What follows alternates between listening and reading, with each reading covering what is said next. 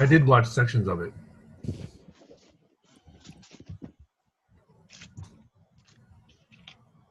All right. Hello again. Hey, Flemming. Okay, so I just quickly want to outline what my idea is that I called Weave, and it comes out of for a long time wanting to solve some of those issues we are talking about of how to connect networks of people together, what people want and what they want to do without it becoming really complicated. And at some point, I got sort of a bright vision of something that would be more uh, simple. Uh, and the simple idea is that, well, there are two kinds of items. There's like what people have, and there's what people want.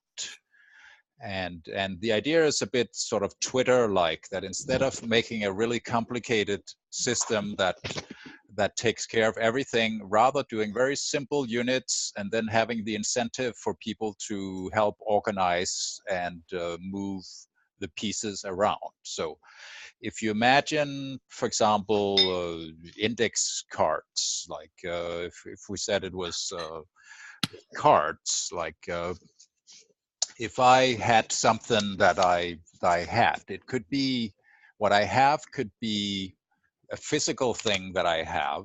I have a grapefruit tree in my backyard, or it could be a skill that I have. I'm good at fixing certain things, or it could be something that I actually want to sell or offer as a service.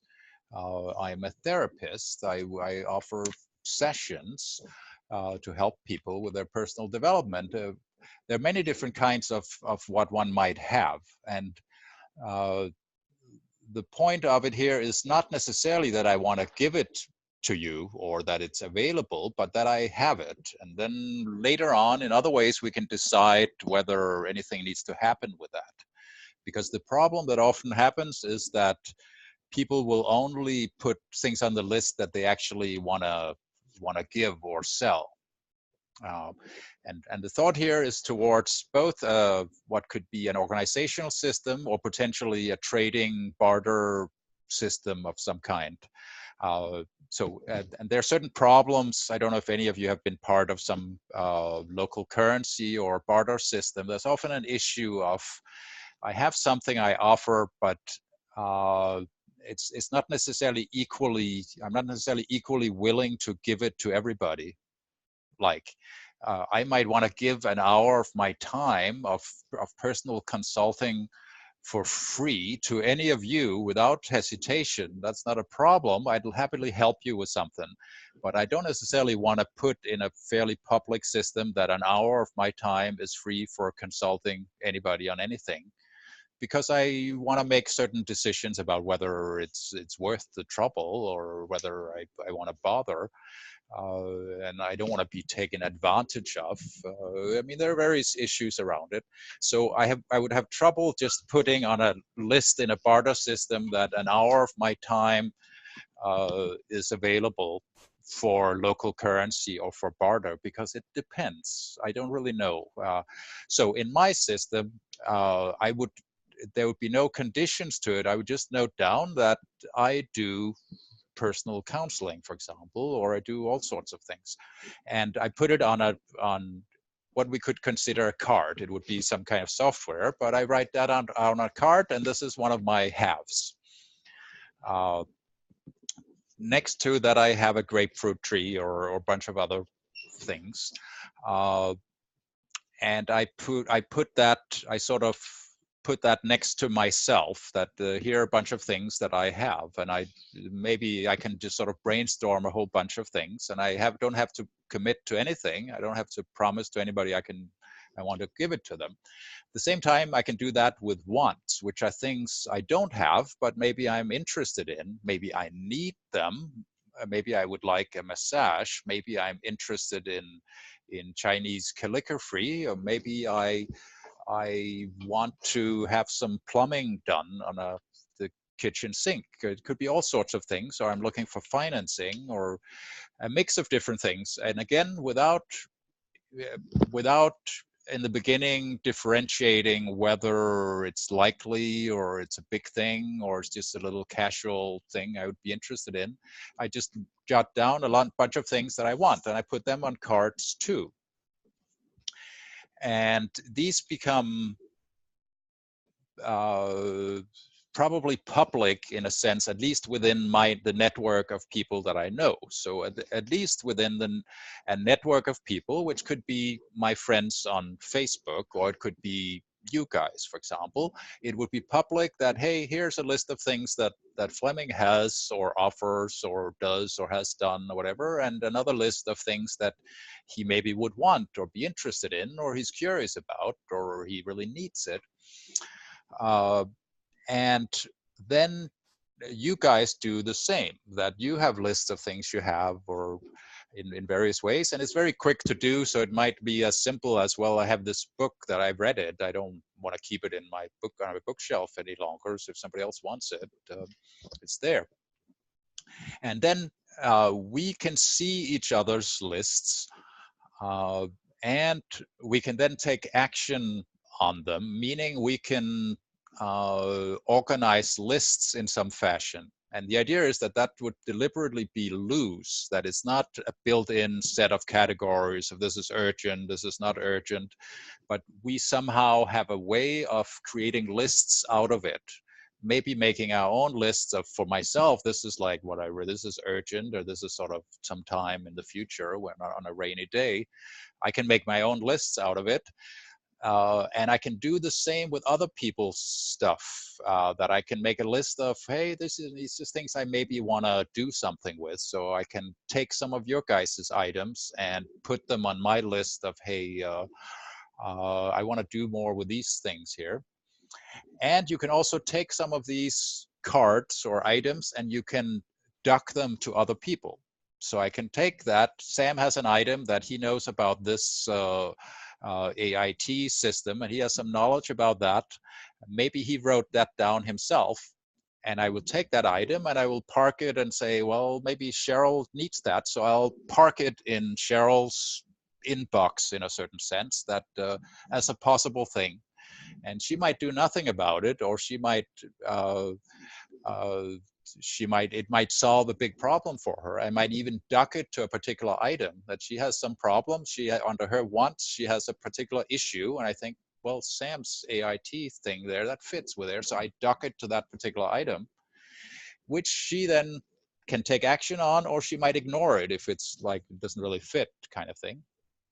And it's very easy for me to do that. I don't have to promise anything. I just move a few items around. If I have nothing else to do, I see what's in Sam's box of new items or what he has written before, and I move it around a little bit. I dock it to somewhere else. It's still wherever it was on Sam's list, but I can park it with somebody else. And I can also create new items for somebody else. Like like now I know Sam a little bit, so I know some things about him that he didn't write down because he's really modest and he wouldn't write down what he's really good at. And so I make a few cards for Sam about some of the things I know about him, and I dock it in a list next to Sam. And then I can also take that and dock it in other places. I know Sam is really good at that, and that happens to be what Ron needs. So I'll move it over and dock it next to one of his items. So that's sort of the rough idea, that it's easy to make lists of small items that are something that is either you have or that's wanted, and that those haves and no, that's not. Yeah. So that the haves and the wants, they get somehow matched together by oneself or by others, and one has free choice about whether one does anything about that or not. So it doesn't say anything about we're all working together, we're business, or anything like that. And there would be lots of room for people developing applications on top of that. This would kind of be like Twitter, which is like, when they came out, was ridiculously, impossibly simple. I mean, how can anybody think that all we can do is write really short messages under our name and that's all? How can that be useful? But it's a similar kind of thing, that with that, one can build ways of dealing with it, invent systems for everything from yellow pages to creating a business to, I mean, creating a business could be essentially finding who in your network has various pieces or needs various pieces, and then you connect them together. And maybe an additional item could be that when things are successfully matched up, there's some kind of record of that, of a little story of success that goes with that. That, hey, Sam was looking for this, and Ron had it, and now they're happy. Uh, Sam is eating Ron's apples or whatever it was, or they're in business together or something. It could be big or small. So that somehow it creates an ecosystem or market with rather low overhead, because it doesn't require long conversations or long reading or anything. It's just you jot down little things when you think of them. When you have a free moment, you glance in the periphery at your friends' items.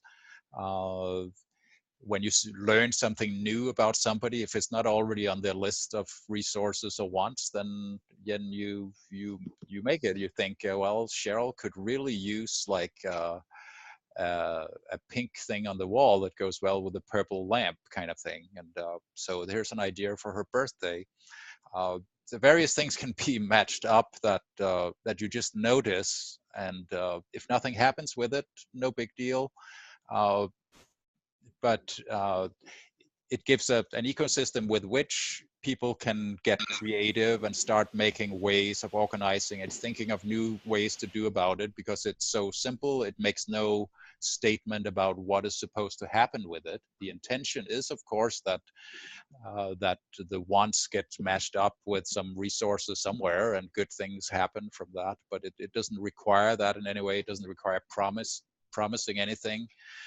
Just because I put some of my skills on there. Doug is a lawyer. That doesn't mean he promises to run a court case for me about something he thinks is no fun. I did nothing at all, but it could be useful. Would come in handy. I can park him somewhere with somebody who might need a good lawyer in some fashion, and everybody might ignore it or not. So that's the basic idea. Give me a few pieces of feedback or I have a question. The question is about scale, and I'll tell you just an end thing because then you'll know what I'm talking about. When I was on my retreat this summer, a guy had this idea about making a system where you barter. You put what you have, what you need, and people get credits, and the credits somehow equate the value. So if you give enough credits of this, whatever. But his problem was, it's the government sees that as income and tax and wanted to tax it. So if it was small, like with small groups like this, and you'd use it informally, but I could see, are you thinking about something big, like a platform people could use? And have you thought about that issue? Yes, I mean, it specifically avoids that issue because it doesn't try to create a currency. I mean, I've been part of various barter systems and things like that, and I've tried to create them myself, and I've run into some of those problems that if we try to trade something of equal value, we might not agree about whether it's of equal value. Yes, the government will regard it then as income. If we do a financial transaction, they want a percentage, which suddenly makes it not such a great idea any longer. Plus, the platform usually wants a percentage, and then suddenly that erodes the currency that's being used. There are all sorts of problems in making that work, and I've spent lots of time trying to figure out some solutions to some of those and not really succeeded. So the idea is to avoid those issues. Really, it's just I'm listing some things that I have and that I want, and I'm not saying anything about it. It's not recording that you're like selling something or anything like that. So there's nothing anybody can tax. There might be a record of that we successfully did a transaction, but how it happened, I don't know. There are no prices on anything, so it avoids that issue.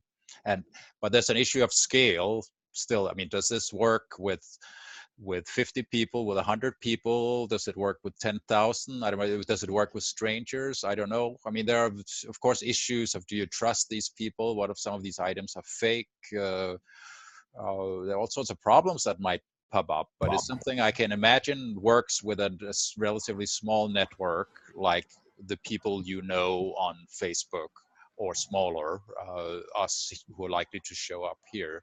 But it needs a certain size in order to start working, so that it's likely that some of the things we're looking for actually might exist in the network somehow. My other comment I forgot to mention is the way he thought he would get around this, and I don't know the end result, is that he called it gifts. I have this gift to give. I have that gift to give. But my question to you, Flemming, is then what's in it for you to put your time into building this system? Is it that you know your heart is rewarded when you do good for the world? Because how do you monetize that? Well, that would do it for me. I mean, I consider it a relatively simple kind of thing, that if I really was sufficiently focused and motivated in a weekend, I could do program the basics of that. Also, realistically, things often take more time, but it's not a really complicated thing with many pieces. It could be done relatively quickly. And it could be a simple protocol. There's some things to figure out of how it should scale. So it's not just one monolithic provider of this. It could be some protocol like the original internet protocols, where it can be distributed over a number of servers and it can be stored anywhere. It doesn't have to be on my centralized server. And also, well, one way of getting something out of it, I mean, I would consider it a service. I have been before, with some success, made websites that were a service and then making a relatively good living just from having a few ads on the website. If you do something that really tens of thousands of people show up for, it can be monetized without necessarily charging money or having a cut of people's transactions, by just having something that makes money somewhere that people can click on, might do it. But that does take tens of thousands of people per day for that to begin to be interesting. But that's not necessarily as hard as it seems if it really works. Sam, you had your hand up. Did you want to go? No, I think you had it up first. Well, you hit me. I'll go. I'm speaking already. So what language do you write in? There are many possibilities, but currently I do it in Python Django. Django is a framework that's built around the language Python, which is quite simple and straightforward and easy to maintain. And I will also focus at first on what the look and feel of it is quite important. So it will be quite graphical. It will be a thing about moving things around, and that's actually the hard part of how to make that feel right. That's where it would take some considerable creativity.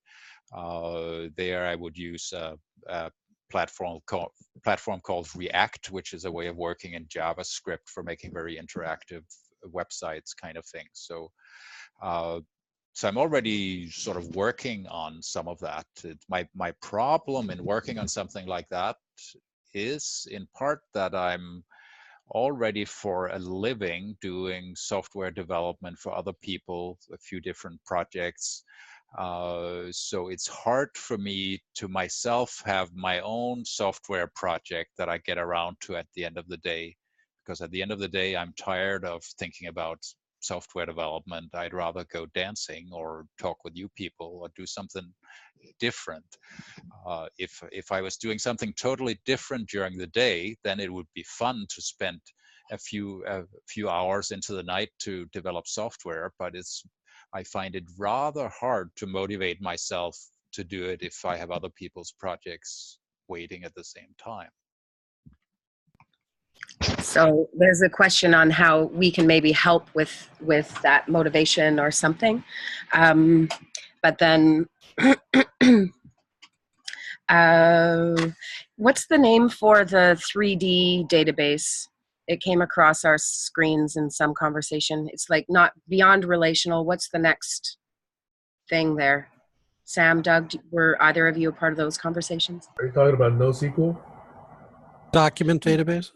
Well, probably it could be the NoSQL thing, which is like relational databases is all sort of a table, and NoSQL is more like any item you want to store can sort of fit in there, whatever its size is. It's a different way of thinking. You don't need to start by creating tables and indexes like you do in a relational database. So it's a little more flexible, and somehow it's very good at finding things again.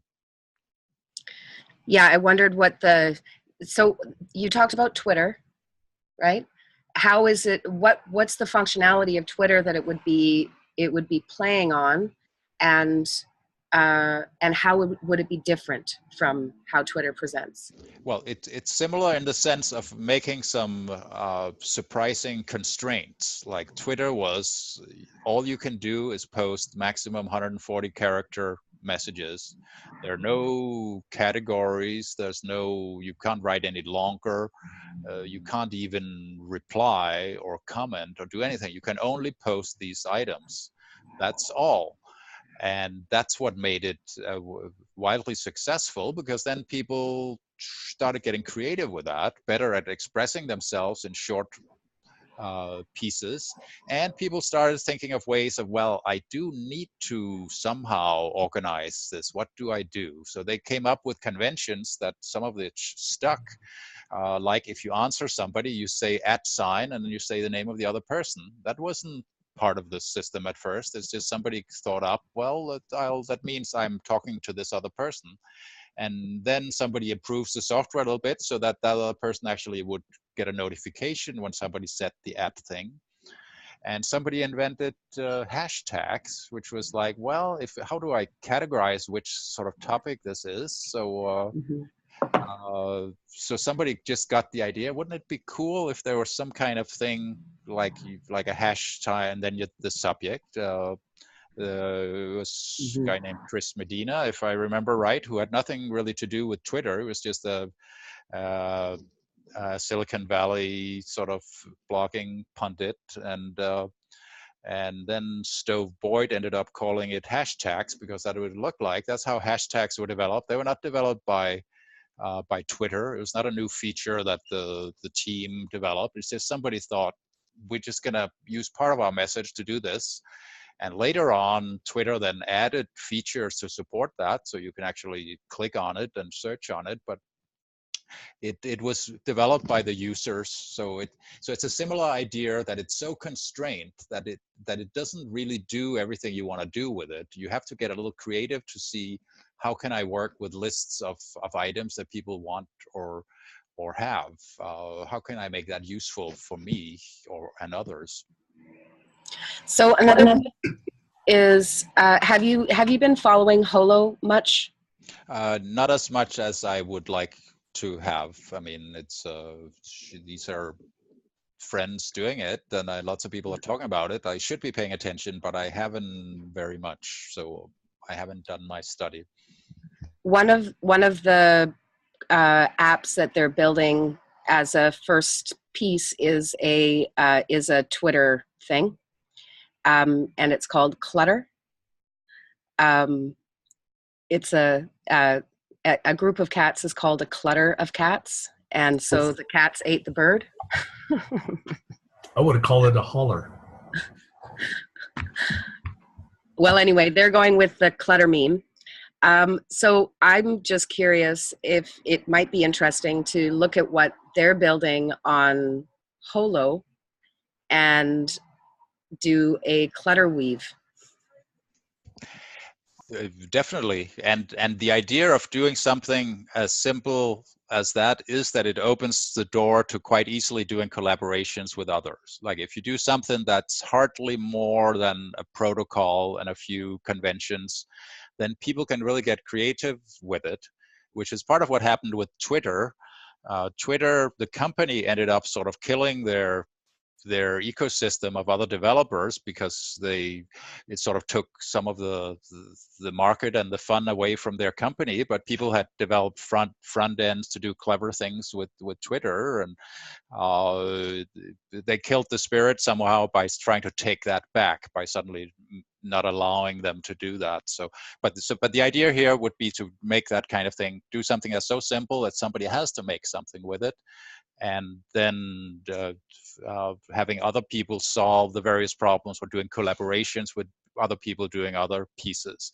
And for that, it has to be extremely simple, where it's really just like a list of things.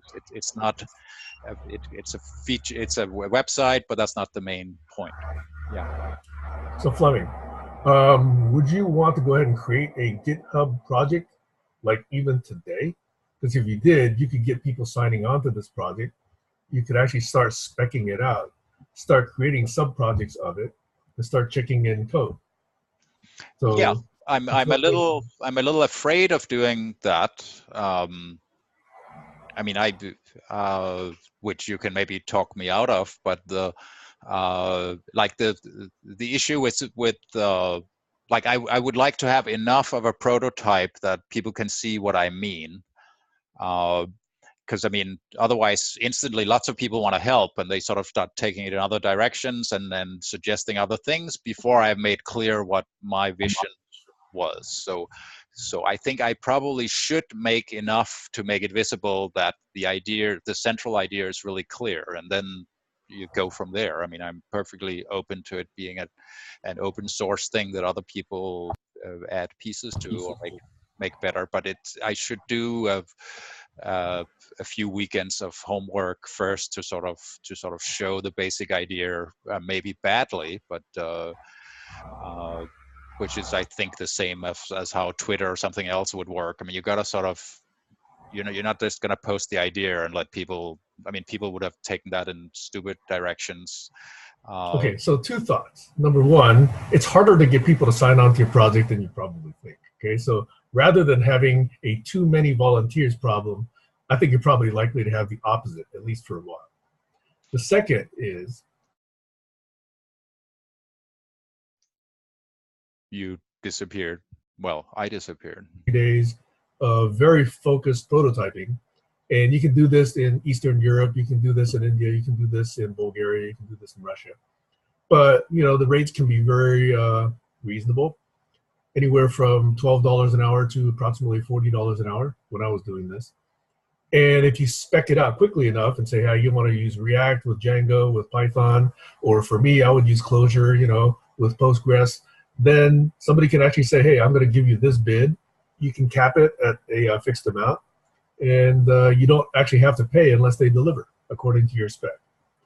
So getting that done on Elance or some other site like that, I think can be done very quickly. So I'm just basically trying to assuage your concern about too many people jumping on. You don't actually have to allow people to check in. They can fork your project, no issue. You still own your project. If somebody likes your idea and forks it, great, let them do it. But you can still control yours. So I'm just saying it's probably likely not an issue. Over. Well, those are good ideas, and it's not like I haven't thought of it. I'm afraid of some parts of that, and part of it is, again, that I would like to massage my vision enough so that it actually is a thing that I can show. So, and it's not so much wanting to control it as it is getting it out kind of clearly. I have in the past have not so much success in outsourcing things to people on Elance and so forth. I've myself done work there quite successfully, but I've had trouble with subcontractors and sometimes made stupid decisions with it, where I've had people hired for months and months or years working on things that never really panned out. So I'm a little bit afraid of it, although I certainly have seen people be very successful at it by being very clear on what they want, by speccing it out really well and getting amazing things done for very little money. So I have some personal obstacles on that. And my answer is probably still that I would like to make enough of it visible, and then so that other people can see it working a little bit, and then move from there. Ron. Yeah, I really understand that. I think, and there's something about something can be a proposal. It could be very good, and it can just at the proposal stage, it can be very attractive. But there's really nothing like a good demo. so you can see it or hear it or feel it at work, and you really sense what's going on. So I can appreciate that, and it's not like we all. It's I mean it's you still have a lot of your own work to do on it, or actually you're saying it's not a lot of work, but I could see I can see that. I like a good demo. Yeah, it might just be a demo, and for that matter, it's like, even though I think I'm pretty clear on what it is, in reality, most likely there are some things I need to figure out by sort of modeling it and seeing that, nah, that doesn't quite work. So I'm maybe not ready to spec it out for somebody else.